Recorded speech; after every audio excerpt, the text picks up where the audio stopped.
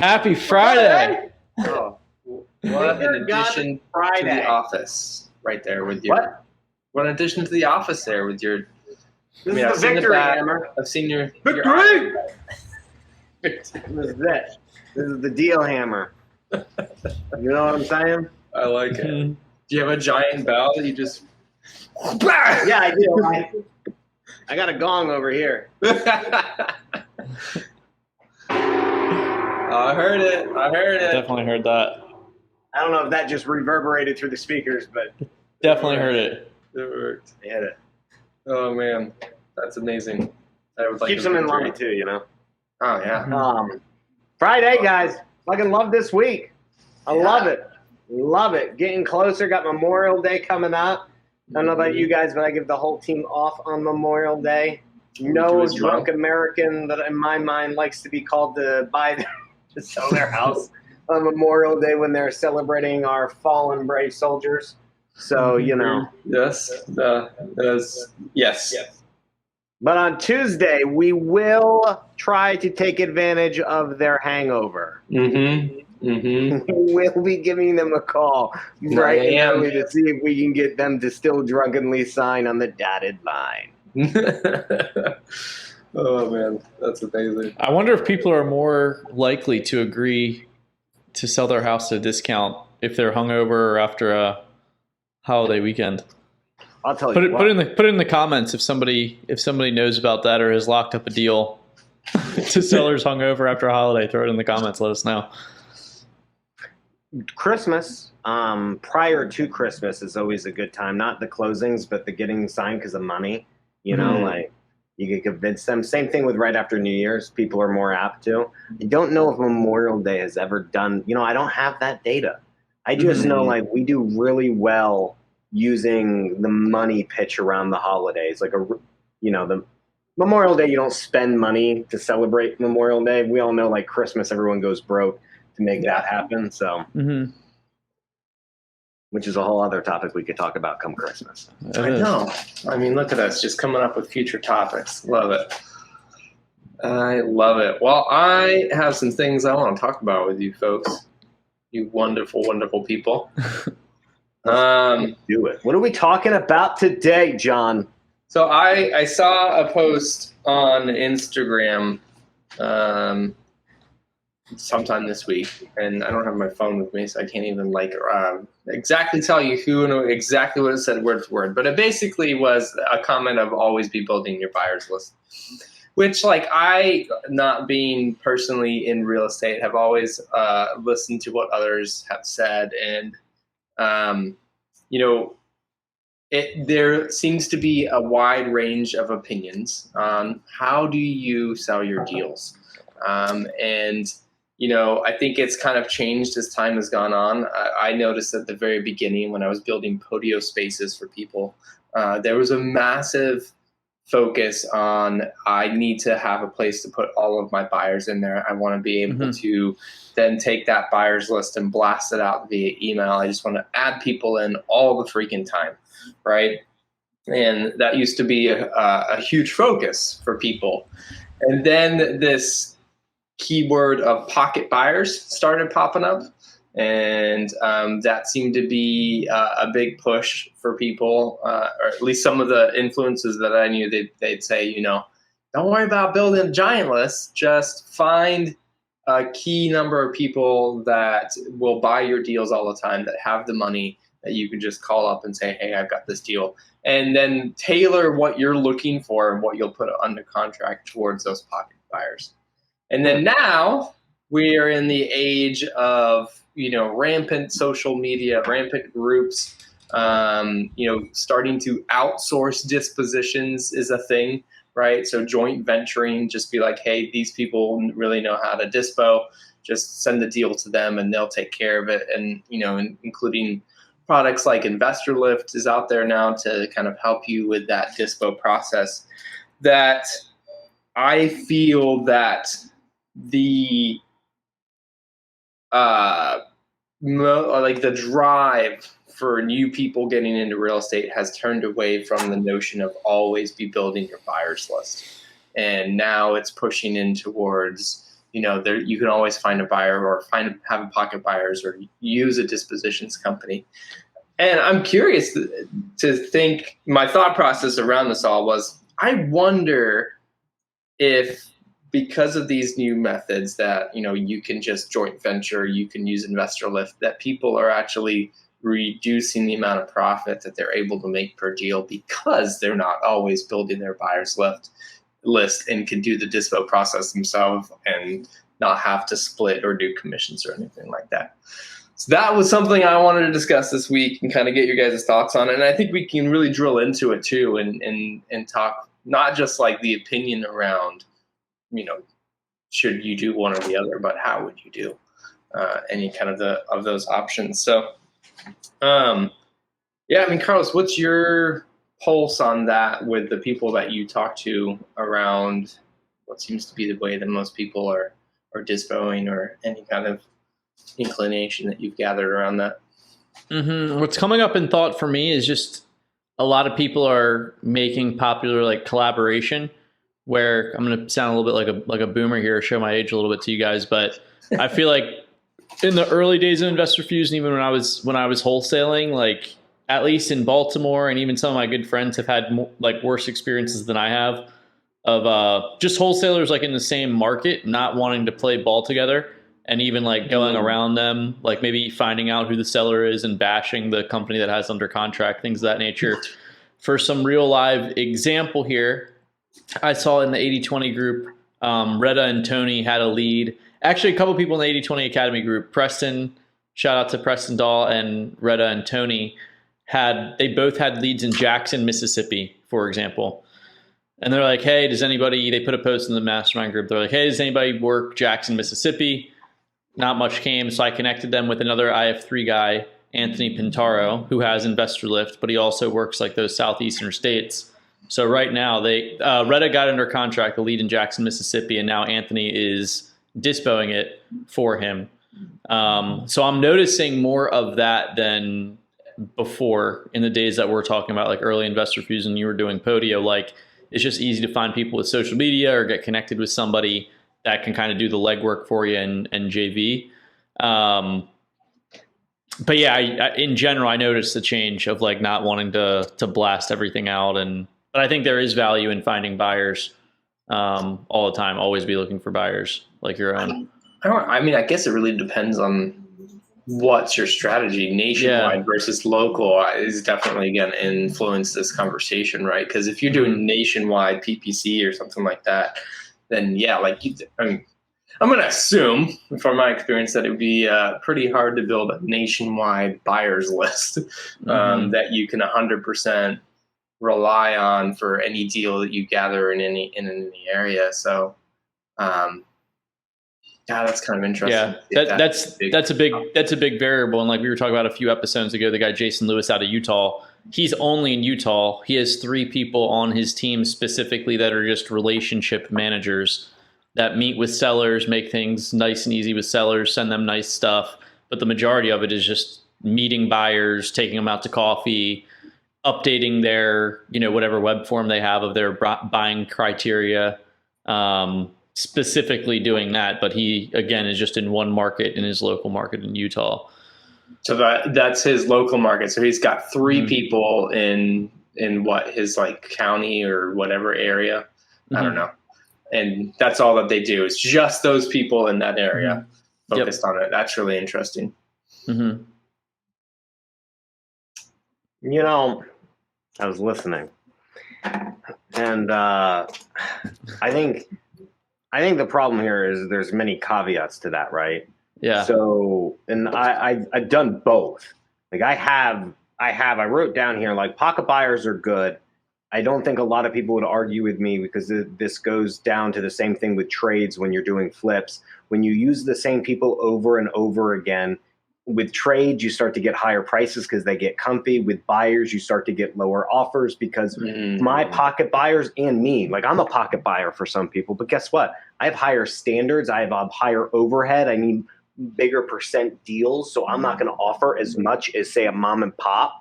So when you're dealing with pocket buyers, for anybody out there looking, you have to keep in mind when you have those one or two big guys, the big guys need bigger profits.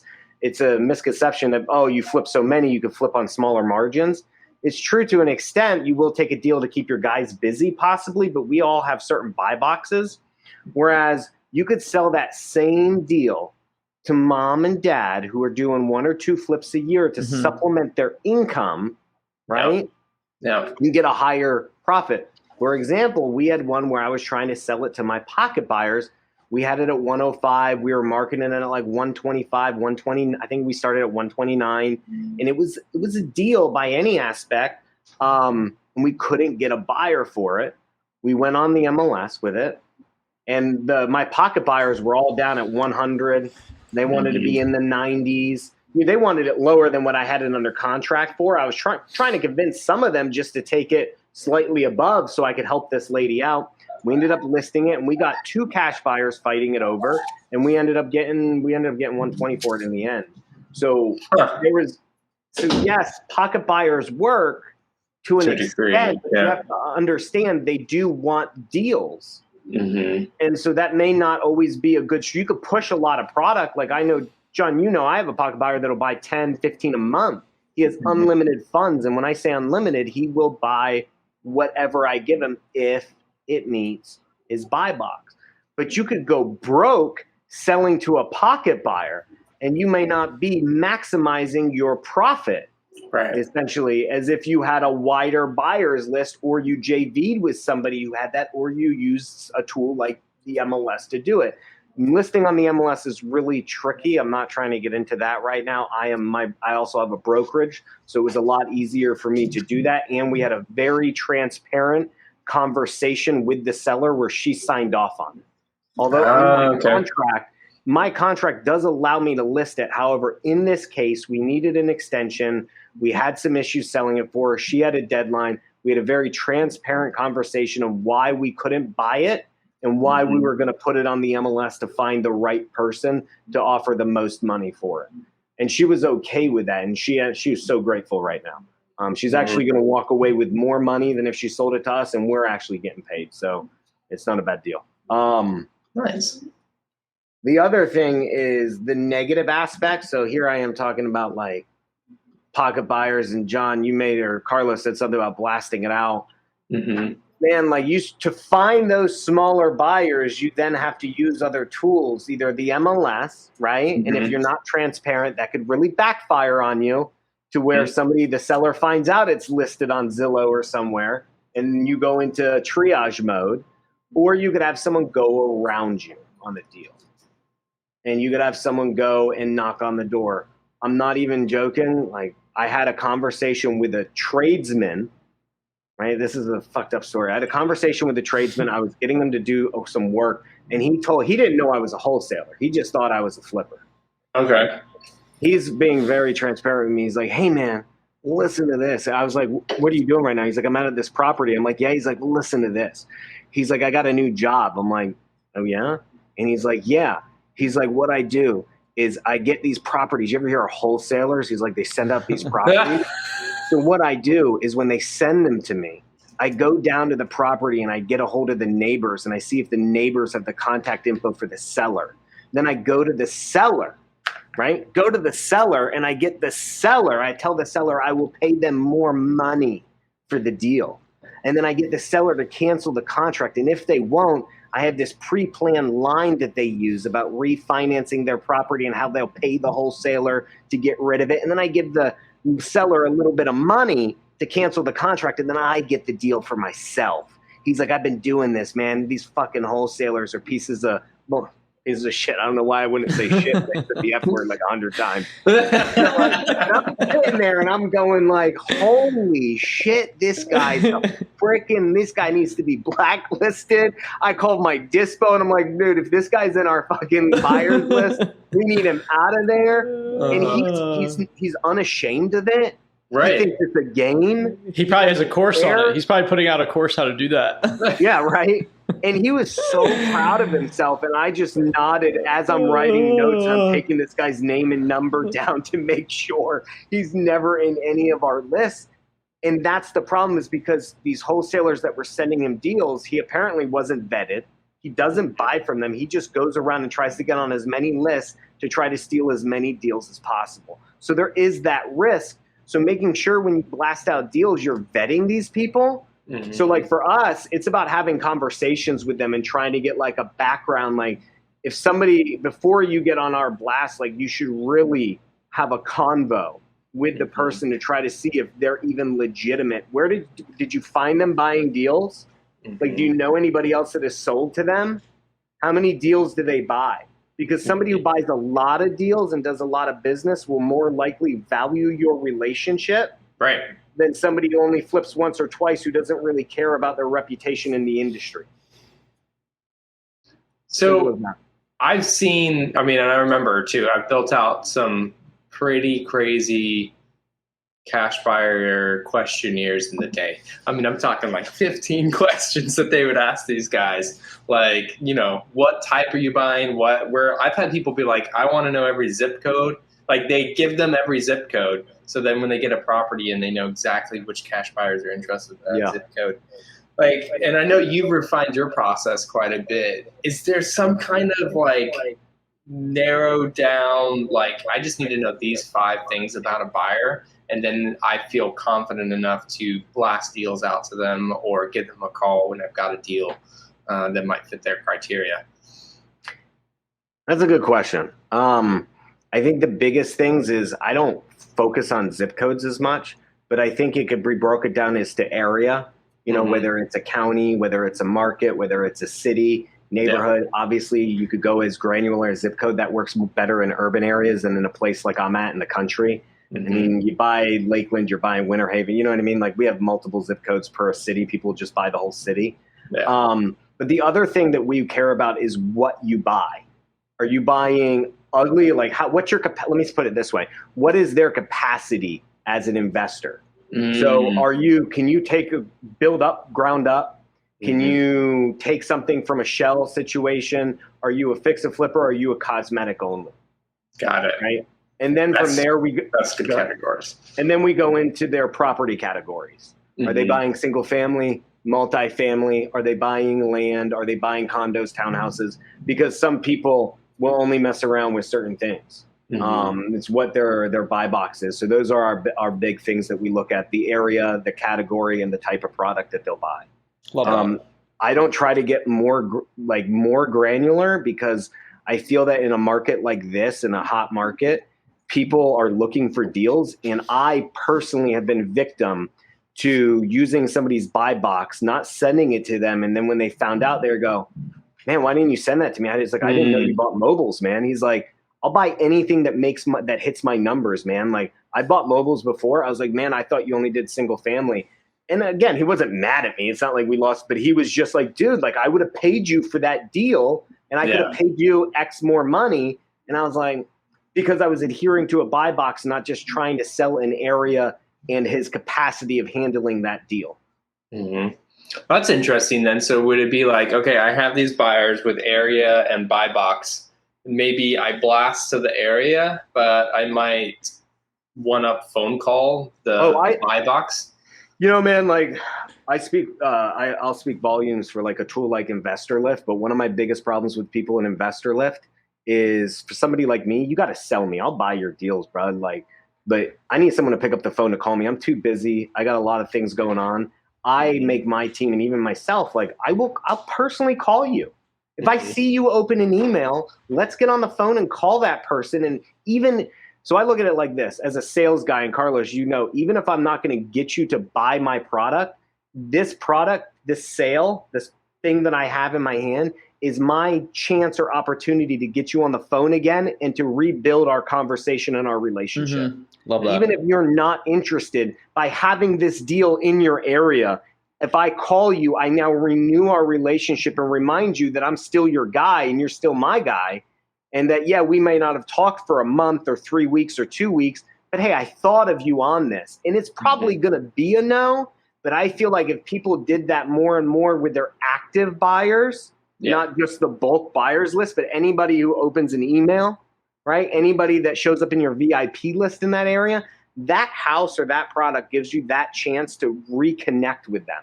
And I think as a salesperson, it's all about relationships. So yeah, I think that's my biggest thing is you got to call people, man. I have a guy who sends me deals because he knows one of my pocket buyers, like he'll send them to him and like he won't respond to him. But when I call the guy, I'm like, yeah, man, how come you haven't responded about this deal? There's a he's like, oh, it's not a deal. I'm like, let's go through it. And that's sales, right, Cart? Like that's sales. Like it's your job to sell it. And I think too many people rely on just the email thinking if it's a deal, it will sell. And that's true. But that's only connecting with one buyer at a time when I could use that same house to connect with all my VIPs in that area for that category or that product. Mm-hmm. I love that. I think that's a really... that's a sales approach. Yeah. People always think that I just got to focus on the people that are actually interested in this. But yeah, everything you've got is a chance to deepen. Oh, I'm thinking about you, bud. How you been, man? I got this house for you. Oh, man, you know I can't buy that mobile. Man, are you sure you can't buy that mobile? I know you said you were looking for deals. Last time I talked to you, you said you needed more deals. I saw this one. It literally had your name written across the siding, and I was like, I got to call this guy. I think this is, I think this is for him. Little things like that go a long way for buyers, even if you're joking around with them. Like they'll appreciate that, and they'll remember you. And when your deals come across their email, guess who they think of?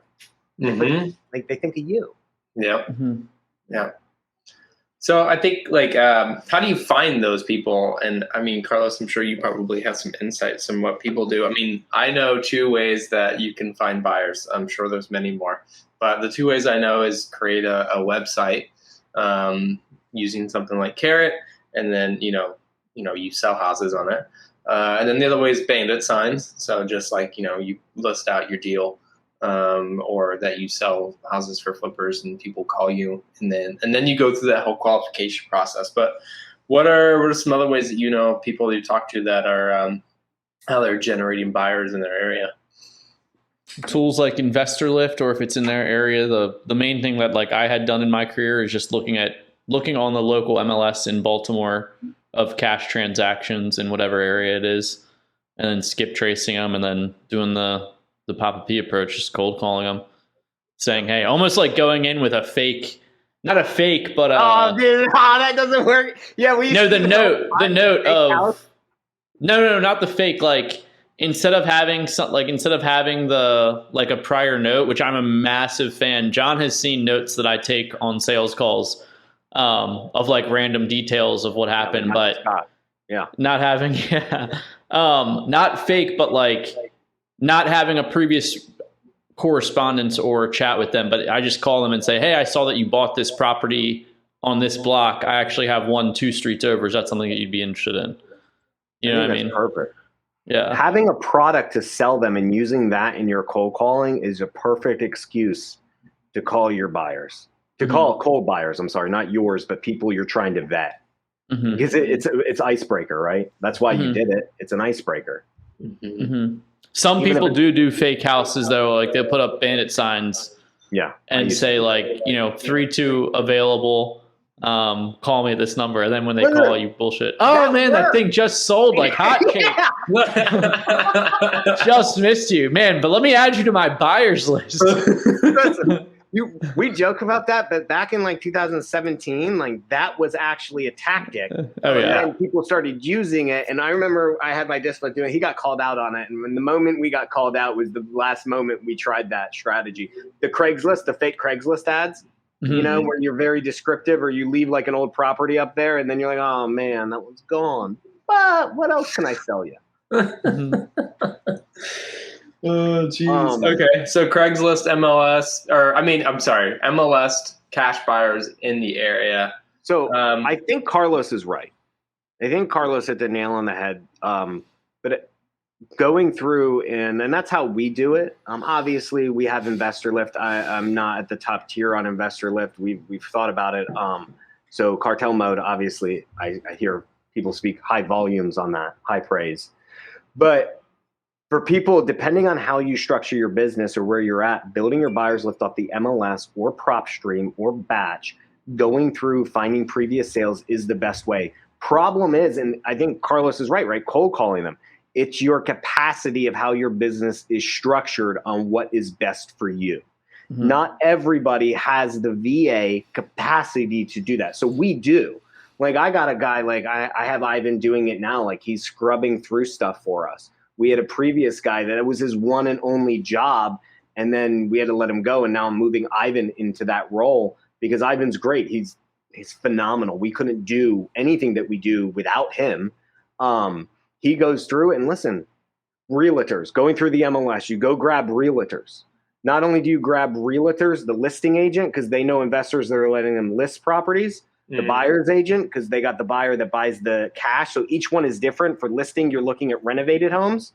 And for the buyer's agent, you're looking for people paying cash for fixer-uppers, right? Oh, yeah. But then what you're doing is when you record that onto an Excel sheet, right, you got to go back and look in county records for the owner of that property, and then you could skip trace all of them. The realtors are great to have on your list as long as you vet them, and the buyers also, you could back search them through county records. So we have a process that does that. You can also do this on a thing like Batch and PropStream as well. They give you the capabilities to look up cash buyers and without the realtor aspect, but kind of like going through just the cash buyers and finding out who owns properties and going through. But guess what? Carlos said it. You got to cold call them. You don't just blast those people out. You need to get on the phone. You need to get their emails. You need to talk to them about what they've done. And you need to vet them. You need to call the realtors. You need to introduce yourself, see if they're willing to play ball with you.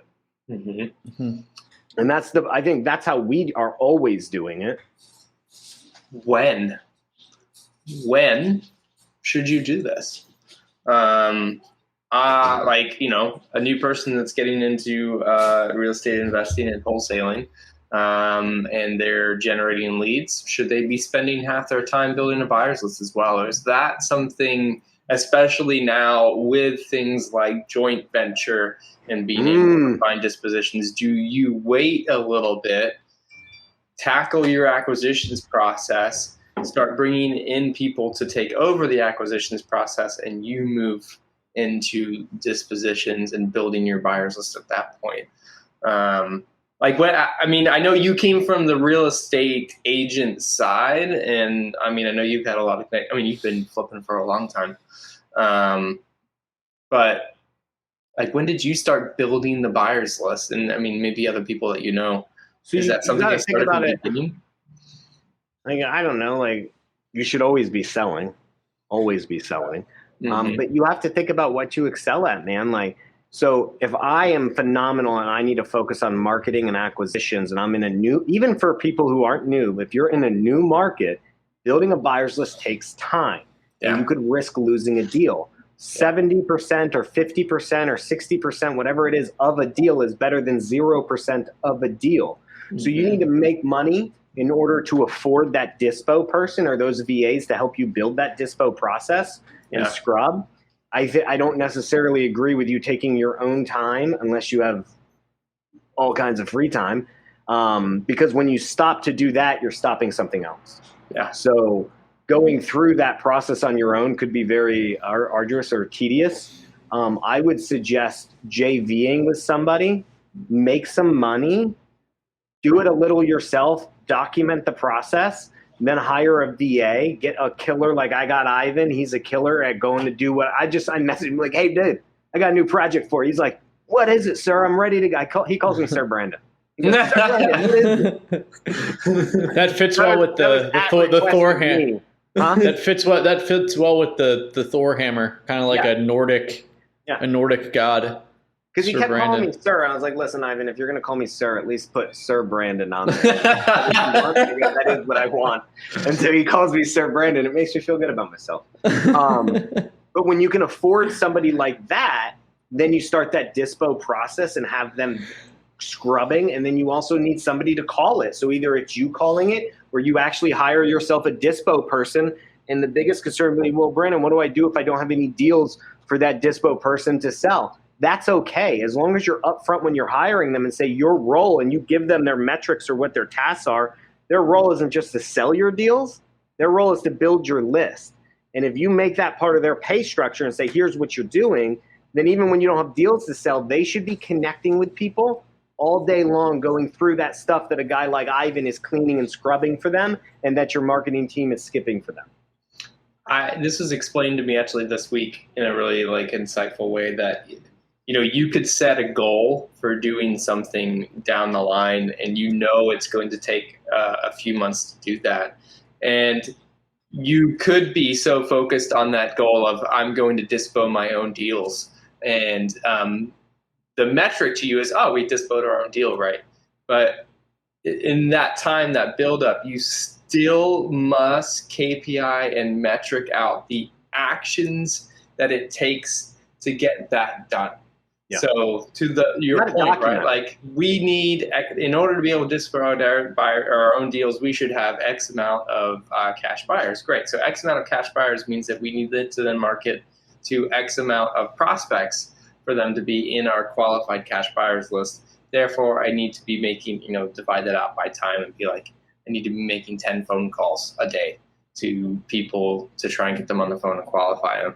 And then that becomes what that person does every single day. And you almost like guarantee the result because you're focusing on the metrics to lead up to the result. It's a different type of person to do inside sales versus outside sales. Because a dispo is inside sales. It's an inside sales agent. It's a totally different type of personality than, say, an acquisition person. It's a totally different type of sale. I think that's the way. The other thing, man, and like I've personally never done it, but I've been thinking about like just trading my buyers list with other people in other markets, and like who gives a shit? Like, there was a time when you really wanted to keep your buyers list to yourself, but honestly, I got buyers, I got realtors, I got all kinds of people on my list. It's like, why wouldn't I go through and try to trade other people? I know Nick Perry did that. He speaks to that every time he gets up and speaks, and people ask him that question. He says he would trade his buyer list because he was going nationwide, so he'd trade what he had. What he had. I think that speaks volumes. I'm a big believer in JVing, though. Not so much JVing with the people on Facebook. I don't mean everyone that drops their DM or like, oh, my email's here, send it to me. I got buyers for days. I mean actually going and getting a reference from somebody like Carlos. Call Carlos up. Shoot him a DM and say, hey, man, Carlos knows everybody. If you guys need help dispoing, message Carlos on Instagram and say, Carlos, who's the killer in this market? And he will let you know. And that's who you want to go to. You want to go to the best of the best. Somebody that will be able to dispo your deal if it's possible at all to dispo that deal. I don't recommend collabing with other people who are inexperienced. I think that's a just disaster waiting to happen. Opinions on that? I appreciate the kind words. But no, I love it. And definitely stay away from the gentleman that you were mentioning earlier. Not only inexperienced people, but people that might try to go around you and talk to the seller. But no, this is good stuff for sure. One other thing I was going to say is, and this is all depending on where you're at on the scale, but it has seemed to me that some people that have like a transaction or dispo person in place, just in some of their free time, are just cold calling agents and just saying like kind of like what they're looking for, or cold calling buyers and just getting an idea of like, hey, we're an investment company here. What's some stuff you're looking for? Are you actively buying? So almost like just prospecting for buyers, depending on the leverage or team that you have. I don't think that if someone's starting off and they're a one or two person operation, they might not have the time to be doing a lot of that at least. So follow Papa P saying, and there's nothing wrong with JV. But that should be your goal to work towards, though. Definitely, yeah. Like even for me, that's my goal as we scale into more markets, right? Like that's my goal, is to always be doing that and not rely on the JVing. But hey, you got to do it. It all depends on the stage. You got to do what you got to do. And there's no shame in it, man. So you're giving up 30%, 50%. Dude, sometimes, and I'm not going to lie, like I JV in Texas, like we JV, we sold our own deals in Texas before, but like JVing, they also have access to buyers that we don't. And I'm not complaining about the spreads we're getting down there. Yeah. Like I'm very satisfied because our average assignment in Florida is still smaller than what was at the time. We've done better in Florida recently. was smaller than what our average JV, our portion of the split for our JV side in Texas. Yeah. Everything's bigger in Texas, they say. Huh? Yeah. Everything's bigger in Texas, they say. Yeah. Including JV wholesale assignment fees versus your local market assignment fee on average. Hashtag Texas markets. But the other thing is I also don't have certain connections. I don't have hedge fund connections. Mm-hmm. We sell, like we've talked about hedge funds before, but guess who I JV with? Take it live. Can't pick that call up. I want somebody to answer a live call at some point, so I'm just jokingly saying that. You let me know. I'm not gonna. If it was a business call, I would take it and we'd dive into how Brandin sales pitches people. I forget what I was saying before that call. Hedge funds. That you don't have hedge funds. A lot of hedge funds now aren't taking on new clients, right? Mm-hmm. A lot of hedge funds work with who they work with, and that's not true for all around. But I know it becomes increasingly difficult unless you have a lot of volume too, and unless you're actually having somebody of intelligence selling. So I used to do hedge fund transactions back when I was a realtor. I had the connection with a couple that have been merged and ceased to exist anymore. But like those people, they have strict requirements. It's a large corporation of highly paid individuals for most part, some of them highly intelligent. And they have policies that they stick with and who they want to work with. And guess what? Nowadays, it's even stricter. And they're not going to work with somebody who just started, who has one shitty deal, who has no email signature, no nothing. They're just shooting over some photos, unfucking attached to any, you know what I mean? Like the unorganized manner of some of the people in our industry. Hedge funds aren't going to tolerate that. So they work with some larger organizations that, guess what? You partner with and say, hey, I got a fun deal. I'm DTS, direct to seller. Can you help me dispo this? Let's partner up on this. And a lot of those larger wholesalers will be more than happy to, because they got to feed the beast. The hedge funds need to eat. And so, yeah, that's what I recommend. And that's what we do. Love it. Man, we just unpacked a bunch there. Let me try to recap some of this. So, recap? Yeah, you can recap it all. I'll recap it. Hold on, guys. I got this. Okay. Pocket buyers, buyers list, dispoing, joint venturing. I think they were all great methods. And I think the important thing is that every deal can kind of have its place with those groups, right? So you're nationwide, you don't have a buyer's list in Texas, JV that. You've got a deal locally, you're trying it with your pocket buyers, but they have a set group, a set margin. And so ultimately you have a larger buyer's list that you can get a better spread on that deal. So you got to kind of know where to push that. I think it's great that there's JV now, and there are, dispositions companies is becoming a thing for those beginning wholesalers who are focusing on the acquisitions process, need help with the dispositions process, but you should always be able to be building your buyer's list. And it takes time. And I think it's like one of those long-term tasks that people don't want to put the effort into, but we all know. Yeah, we all know the companies that benefit from having that long-term buyer's list. Like they're the ones succeeding. And when you grow your business, so we talked about this the other week, are you here for a short time or a long time? Are you really trying to build a business? If so, I am a big believer in learning how to do it all yourself and not plug and playing every aspect of your business. But you have to respect the process and know that you can't do everything overnight. Mm-hmm. But you also have to understand and look to your future and say, this dispo person that I'm investing in, because that's what we do in our company, we're investing in our employees and their future and their career, is this person's going to be selling bigger deals for me. Mobile home parks, apartments, commercial, land, development deals. You need that person on your team if you expect to build a business and not just wholesale shitty, ugly houses for the rest of your fucking life. Mm-hmm. Yeah, I mean, I think like Jason Lewis and what he has going on in his team really speak to that, right? Like he is dominant in his Utah market because he has a great acquisition process, but because he also has a great disposition process. And 3 people who it's just their job to just build relationships Mhm. That's with there you go. buyers and sellers. Like Right there. Just end the convo right there. Those words. Build relationships. Yep. That's build. And that's what Carlos said too. And that's what I said. Mhm. We all said the same word. Build relationships.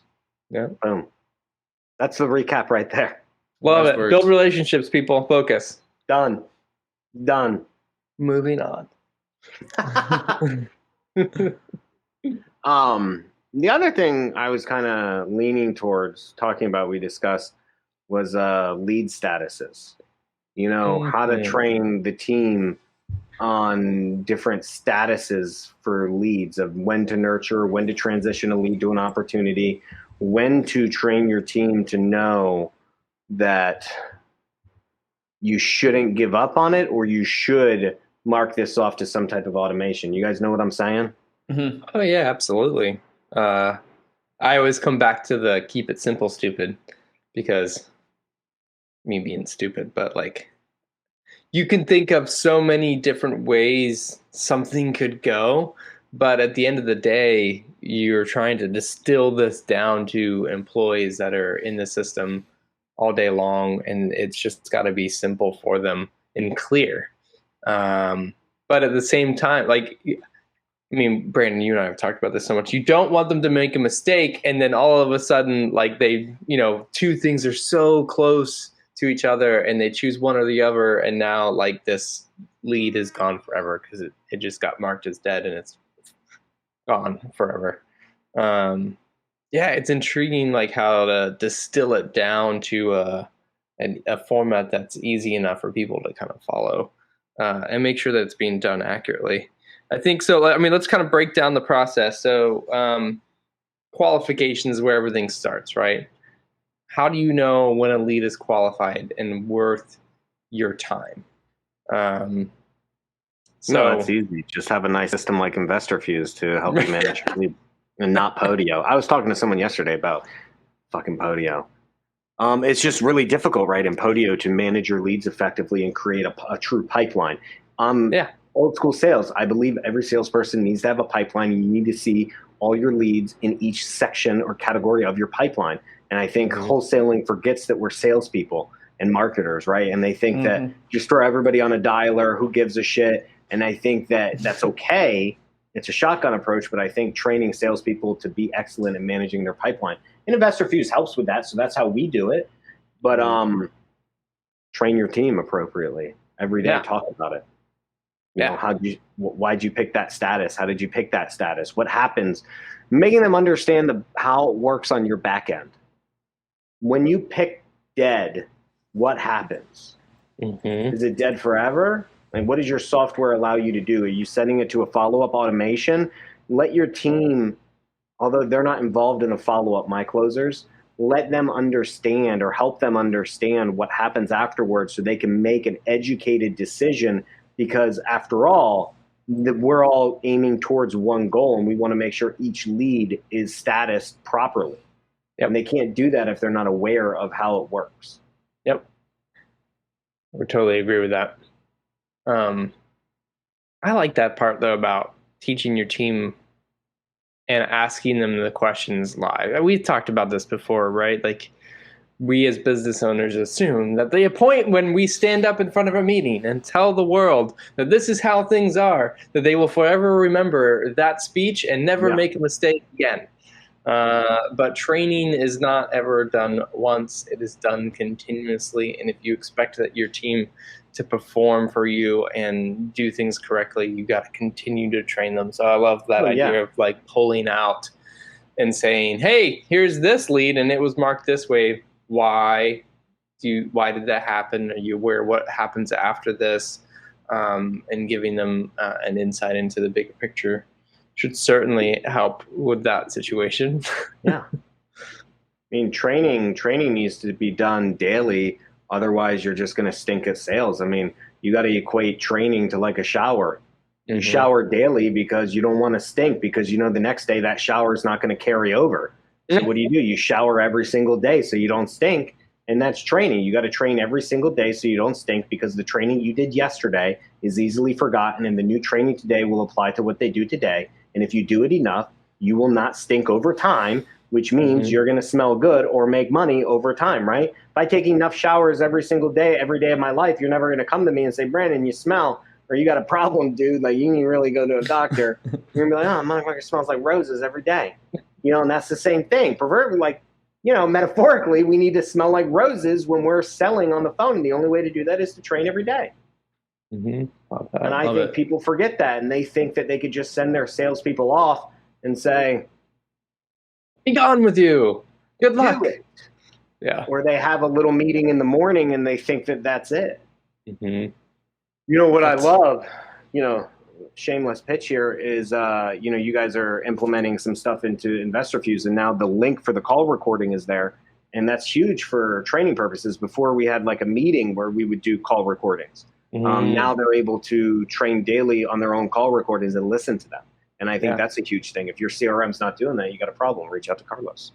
Love that. And that's the thing. But you can't expect your team to do something they're not trained on. And if you don't have statuses, properly defined statuses, right? And explaining what they are, and then what does your company do within each one of those statuses? What do you do when someone says not interested? Mm-hmm. What do you do when somebody we call it ghosting, right? Somebody ghosts you. What's your process for that? We have a process for ghosting. I have a process for when someone says not interested. I have a process for when somebody says it's listed already. I have a process for almost every single possible response that you could give my sales team. And my sales team is trained daily on that.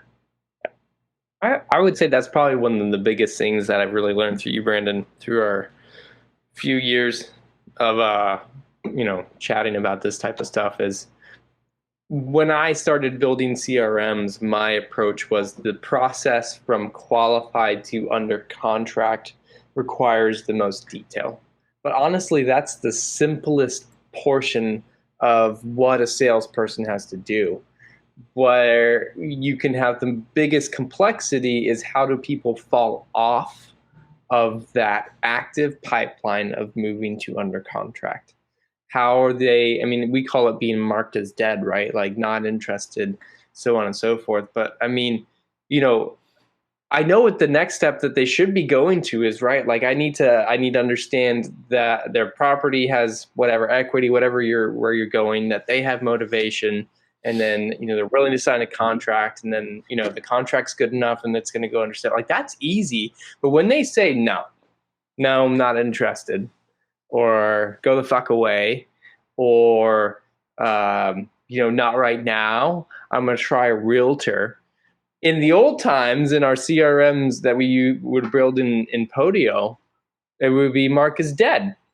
And if you did mark as dead for every single one of those reasons, you now have a bunch of people that you're never going to speak to again. Yeah. Or you have to remarket the entire group. Right. Or they just they export the whole list and they'll put it back into a dialer and they'll be like, let's dial these people again. That's a problem.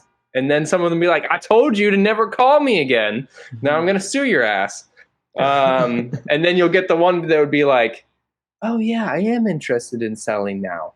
So assume that time doesn't matter for all lead statuses. Time is the great equalizer. Someone that says not interested is on a different timeline that somebody says your offer is too low, which is on a different timeline that said, hey, I got a realtor I know, I'm going to call them. Every one of those people is on a different timeline. Yep. And you can't upload them all to the list at the one time, or you're going to miss some and call too early on others. Yep. Absolutely. So if you look at it as a straight line, we call it in the pipeline, out the pipeline. Our goal as salespeople is move or down the pipeline, out the pipeline. Our goal is to move things down this linear line. But what happens is life. No one says no for any other reason than their life events. They're not ready to sell because they're happy there, because their job's there, their kids are there, they're growing up, they blah, blah, blah. But life events happen. So when someone says not interested, they fall out of our pipeline or go out of our pipeline. But a life event could easily bring them back into that linear line and on the path to a contract. And it's our job to make sure we're resurfacing, right, or calling back or following up with those leads at a certain time frame. And I'm a big believer in that. So each one of our statuses, our team is trained to understand that, let's say, somebody who says their offer too low, what time frame do you follow up with them on? 14 days or 21 days? And is that really a closer's job, or should you have a follow-up specialist? And does the follow-up specialist understand that? Being able to do that with your CRM is key. And, I had a phenomenal Podio, and I had a great guy who helped me develop it and build it out custom.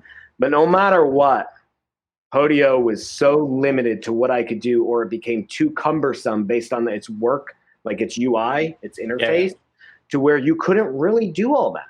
Yeah. And that's why I love the Investor Fuse product, and why I feel like I've gotten better, not so much at sales, but at being able to develop a clear, lined out process for our sales. And I don't mean script process. That's separate from this.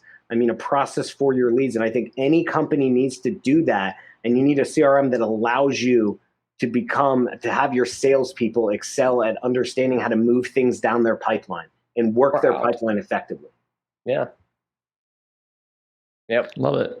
Love it. I'm having a little bit of Pavlov's dog situation here now that I'm thinking, like, anytime I attend a training or watch an educational video, I take a shower, which could be 5 times a day or something like that. There you go.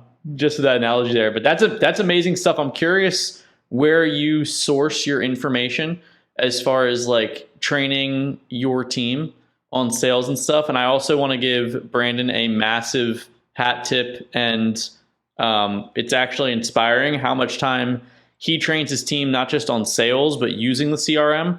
This is for another episode, but I feel like I come across so many people, John, you may as well, that kind of just put their salespeople into a CRM and are just like, yeah, just fend for yourself, figure it out. You have to know the rhythm of follow-up. All the stuff that Brandon is talking about is essentially just it's up to them to figure it out. So I think that's a massive change to philosophy and what you're actually doing in your own real estate business that can be exponentially, pay off for you. How Brandon works with his team, not only on CRM training, but like when to follow up with people, all the different timelines we're talking about. Yeah. I appreciate that. I was actually talking to my wife about this the other day, and I was talking about how I could pour into somebody, but you can also pour into an empty cup, and it can either fill up or it could just go out the bottom if that person's not receptive or doesn't have the capability to receive what you're pouring. And I found that I ran into that problem a lot. So a lot of it, I could speak volumes to Investor Fuse. I could say a lot to myself as a trainer or how much time I put in, but it has to do with my team. I have had a lot of people on my team, and this is just a tip for anybody growing a team. You could pour yourself every day to a point to where you're empty by the end of the day, exhausted from how much you've trained, talked, and explained. And if those people aren't open to receiving that information and using it, you have got the wrong people, and your processes, your goal, your vision, your idea is never going to get carried out. And then you're going to be banging your head against a wall, wondering why or what you did wrong. And I ran into that, and I'm just going to skip the rest of it and just say, now I have a phenomenal manager who is so receptive versus my last manager that I stupidly hung on to out of emotions and like some fucking stupidity of I can fix him. You know what I mean? To be what I need. And now I don't need to fix this person. They're phenomenal. I say something, he implements it. I say something to my team, and we lost somebody, right? He quit, let go, mutually let go type thing. And now our team's doing better. You have to have the right people to do these things. Otherwise, all your training and all the best systems, fucking pointless, man. Yeah. So I mean, it's all Carlos. It's not me. It's my team. And that's why we're doing better than we've ever done. And I want to add more people to my team. And you can have the best CRM. You could have Investor Fuse, but you got the worst people in there. They don't give a shit. They don't give a shit. It's people. People, process, product. Marcus Lemonis. Process, product. Yeah. What's that show? The For Profit? Profit? Yeah. On CNBC, Marcus Lemonis. Yeah. But just going back to it, man. John, I always tell you, it's never, we're always talking about like leads and how like they're out the pipeline. And I'm like, dude, a lead's never dead. Like, I'm a huge believer in hunting down leads. And I'm not, for all the PETA people out there, calm down for a second. But I equate it to hunting like a deer. You know, not every time you take a shot is it a kill shot, and that's like a lead. Not every time do we go after a deal, do we get it on 1 call or 2 calls, right? Yep. Sometimes we take our shot and we could nick the deer, we could wound it, hit it in the shoulder, and it runs off where it will most likely eventually die. And you have a choice as a hunter. Do you continue to go after that? Or do you just, pack it up, sit back in your stand, or walk off and go home and say, well, I hit him. That was good enough. No, so I train my team as hunters. I'm like, listen, if you have pain, if you're on the phone hunting that person and you smell blood and you sense pain, you don't just put that into an automated follow-up. Right. It's your job to keep moving that down your pipeline. You should want to. You should want to be a killer. You should want to be a hunter. And when you smell that blood and you say, wait a second, this person's going to be foreclosed on in a couple months. They said no to my offer today. Time is a great equalizer. Just because they said no today, should you really put that in an automated follow-up or send that to a follow-up specialist? I mean, you can, but that's not how I train my team. And sometimes you make that mistake. And today I went through that with one of them because I was worried that she did it on one, and we went through the process. She explained to me, and she did it right. I was worried for no reason, but I still wanted to go through the way she was explaining it.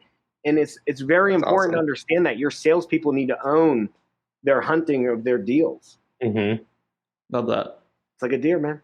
I'm not going to give up. I'm going to get my ass down out of that stand, and I'm going to go after that motherfucker until I find his dead body. And I'm going to drag him home and eat him. I don't eat meat anymore, by the way. But when I was younger. Really? My dad. You don't eat meat? How's this? My wife. I married a woman who is pescatarian, so I am now pescatarian, and I am not complaining about it. I love it. But when I was younger, my dad taught me to hunt, man. I was up, we lived in Pennsylvania out in the woods, and when Pennsylvania, that's what you do. You hunt up north. What do you do in Lakeland too? I don't know. I'm afraid to go out in the woods because I might get eaten by something. No PETA people in the comments just yet that I'm seeing. Knock on wood. Not yet. That's fascinating that you're pescatarian. I've been definitely eating a lot more fish since I've been down here. Mediterranean love to diet. pick your brain on that. Beyond Meat, Beyond Burger. I've switched my again. I'm not. I switched my kids over, at least at my house. At their mom's house, I can't speak to what they do, but at my house, like we all eat, we eat Beyond Burger meat for our tacos and burgers and all kinds of stuff. And it's a lot of shrimp, a lot of fish, beans, vegetables. I know that sound, you say vegetables, like people are like, fucking vegetables? This motherfucker eats veggies? What the fuck? Yeah, dude, we eat fucking veggies. Yeah. I know it's crazy in today's world that we have a well-balanced meal, but I don't feel like, even as a single guy, I don't think I ever ate vegetables. And now I'm married and I'm eating fucking cauliflower and broccoli all the fucking time. Yeah. That's really interesting. Yeah, we'll have Carlos, to... I mean, are you eating meat? Are you a meat eater? Oh, yeah, big. I figured with all your health stuff, you would be... I mean, I follow people, the health people I follow say how good meat is for you, how good quality meat is for you. So I'm definitely more... Quality meat and in limited quantities. I believe that is very good, especially quality meat. But here's my thing. Very hard to get even organic meat. Like I went down the rabbit hole when I made this decision. My wife did it. It's not because I married her. It's because honestly, yeah, that was part of it. But I went down the rabbit hole, bud. And I wasn't happy with what I found. And I was like, this is bullshit. Our food supply chain, I mean, I could go into this. Our food supply chain, like the farmers, like the big, like there's the big, what is it? The big four or whatever that control like the food and meat distribution. Oh yeah, it's crazy. I'm not a big fan of the way they treat animals. I don't want to participate in that, But yeah, dude, listen, I also believe that if you fucking kill it, you should eat it. And I am all about killing things to eat them. Like, fishing or something. Like, I believe if you can go out there and you can go hunt a fucking buffalo and take that motherfucker down, then you have the right to eat it. I'm just not necessarily on board with the trucks of cows and cattle being sent to slaughterhouses and being abused and then fucking killed and then injected with hormones. And then my kids are getting those hormones. And I believe that's a huge problem with our health today. 100%. Oh yeah. I watch oldest documentaries. This is a 4-episode worst series we can talk about. I know we could go on, but again, man, like, listen, real estate related here. This matters to your success, whether you're a meat eater or not. That's okay. You just need to make sure you're staying healthy and eat your vegetables. Oh yeah, Papa everybody P, should be eating your vegetables. Papa P is telling you to eat your vegetables like Popeye. Eat your fucking spinach. Mm-hmm. Yeah. Yup. Yeah, I'm still a meat eater. Do you guys eat processed foods? No I do not processed eat foods. much processed foods. No, what I about eat more sugars? than I would like to. I think. So my oldest is 11, and since they were born, we have only ever bought organic meat. So we're still meat eaters, and lately, I'd say in the last 2 to 3 years, I've been doing a lot more research personally into pescatarian, Mediterranean diets, vegetarian and vegan. Have not made the leap, but it's certainly, I think it's something I will do eventually. I don't know when. I have to get my wife on board. I mean, she's as knowledgeable as I am on like food, all that stuff out there, but she does enjoy a good burger every now and then. It's a damn shame that you have to be rich to be healthy. Oh my God. Yeah. It's crazy. The grocery bill for eating the right way versus how much do you spend a month for a family on groceries? my budget's $75 a day. So that's for, what is that? Comes out to like 2,000 something, right? On just, are you eating out with that? Yeah. So if we do, like, we don't eat out very often, but if we do, then that's like, that pretty much goes towards that day's budget. You're spending $2,200 on fucking groceries. Me and Brittany were talking about, we spend $900 on raw groceries a month for our family. Granted, we don't have two of the kids all the time because they're with their mom, but like, I mean, she said it this morning. I was like, holy fuck, we spend a lot on groceries. And some months is more when we're stocking up. We probably hit the 1,000, but I don't think we've ever hit. I mean, yeah. You know what? It's not a clap. It's a. Well, no, I mean, so that was what does intrigue me about going vegetarian, vegan, or pescatarian is, I mean, meat and dairy is what's most expensive. And I mean, when we go stricter onto a diet where we're just going to eat meat one meal, carbs less, more veggies, I do notice the amount that we spend decreases for sure. But yeah, I mean, buying organic for everything too. It's just. And some of that organic shit is crap anyway, man. Like I learned the difference between like looking at grass-fed versus free range versus non-GMO. Yeah, there's some very skeptical labeling things they're allowed to do. Sugars, like, I don't know. Carlos, I know you're a health nut, man. Like, right? Do you check the nutritional label now more so when you were younger? The last 5 years, I checked nutritional labels for everything. Yeah. I don't know. It's interesting, and it goes really deep into just whatever you believe. I feel like we've talked about it on an episode here, like whatever you think health-wise is going to be good for you. Like there are vegan people that you pull their blood panels, all 250 variables that pull up on like a LabCorp blood, blood analysis are all perfect health. There are carnivore people. Like one of my good friends does carnivore pretty heavily. He'll literally do a month straight of literally just like meat and oils and avocado. Sometimes avocado is like stretching it. He'll be stretching if it's avocado, but it's like you could eat whatever you think is going to be good for you for the most part is like my theory. I could see that, but also disagree that if you're not balancing it out, right? Like I feel like you got to balance it with stuff. Mm-hmm. Your body does need, but again, like I take it daily. I use Athletic Greens. I don't know. I highly recommend that because I don't get enough of my greens. So like I supplement with that every day. So like, yeah, I could see you eating meat. Are you supplementing with other things to balance out what your body needs?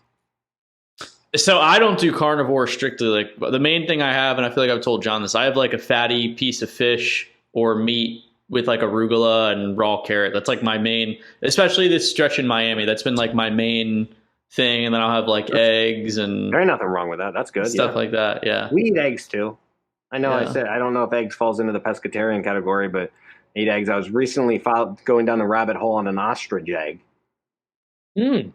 Interesting. 230 grams of protein in one fucking egg. I was like, I Oh my would gosh. be What? jacked if I ate that. It's also You like just eat the one size and of, you're I good. think, like 20 individual chicken eggs or something. But yeah, Oh gosh. yeah.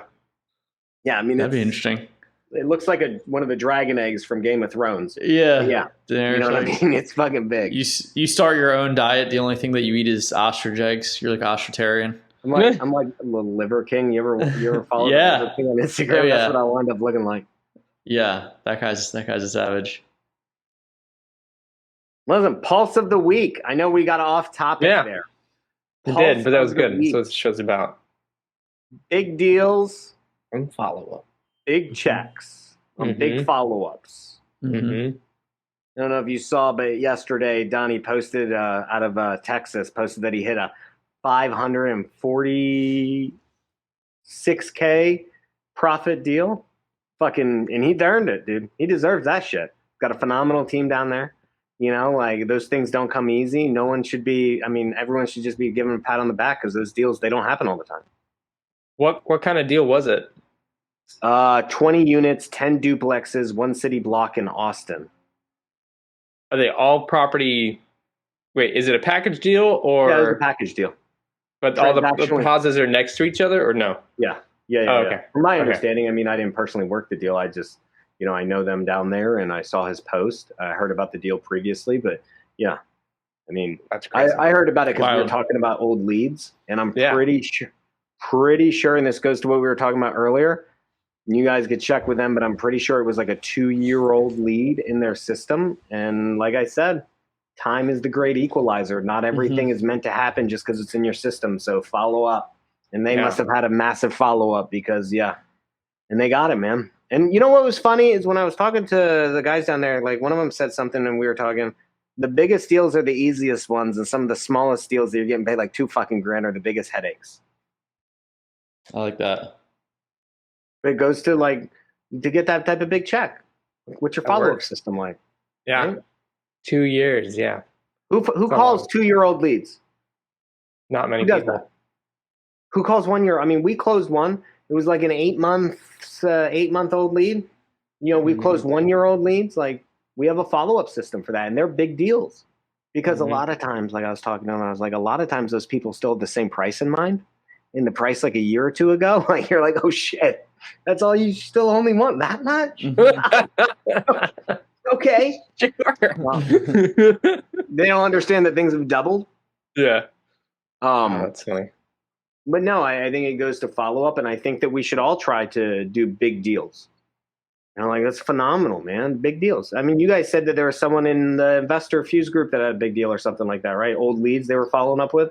Yeah, more so just gave us a shout out. The Atlas home buyers, Brandon, Hoodie, and Phil Juarez just tagged us. They've been tagging us a lot. They've been having a few, but just I feel like that was just a nice. I forget the deal size, but it was just a 4-month follow up. They gave us a shout out. 4 So months.